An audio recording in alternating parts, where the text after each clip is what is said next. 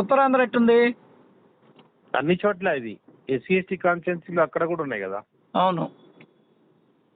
అనుకున్న దానికంటే అనుకునే గతంలో టీడీపీ ఉంటదేమో అన్నట్టు ఉండే కదా, అది లేదు. అవును, ఫ్లేవర్ అటు ఉండేది.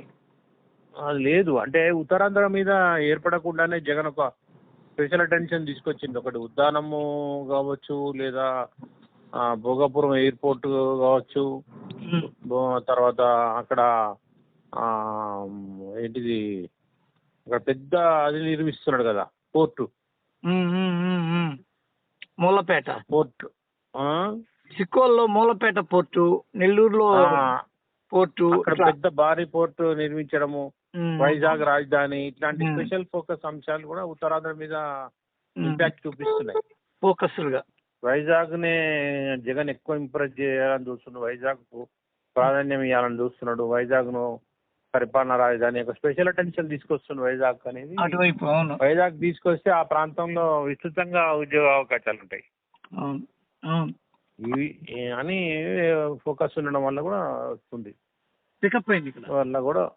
కాబట్టి ఆయన చెప్పిన దాని ప్రకారం చూస్తే కొంచెం 1:20 కావడం కూడా కొంచెం ఎబ్బెట్టుగా ఉంది కదా.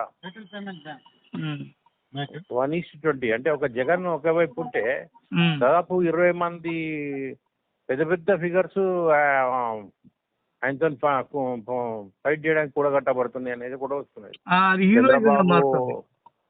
ఇంకా హీరోయిజం చేస్తారు చంద్రబాబు, పవన్ కళ్యాణ్, లోకేష్, బాలకృష్ణ, పురంధేశ్వరి, మోడీ, జేపీ, లోక్సత్తా జయప్రకాష్ నారాయణ, ఇక మీడియా సంస్థలు రామోజీరావు, రాధాకృష్ణ, బిఆర్ నాయుడు, పోతే ఇప్పుడు చాలదన్నట్టు ఎన్ఆర్ఐ కోమటి జయరాం, వాడు చూడు మరి కాకుండా షర్మిల, సునీత,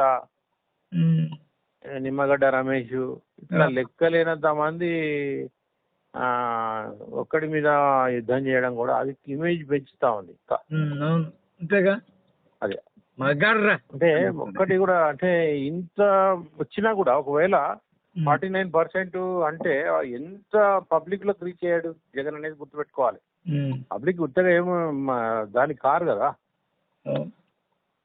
పబ్లిక్ అనే వ్యక్తులు వెంటనే ఇప్పుడు ఇంకా ఓటు కూడా రాలే కదా, ఇంకా డబ్బులు వస్తానన్నట్టు కూడా కాదు కదా. అంత పర్సనల్ రిలేషన్ ఇంటింటికి రీచ్ కావడం అనేది దాదాపు 50% పబ్లిక్ ఓటింగ్ గ్యాదర్ చేసుకోవడం అనేది అది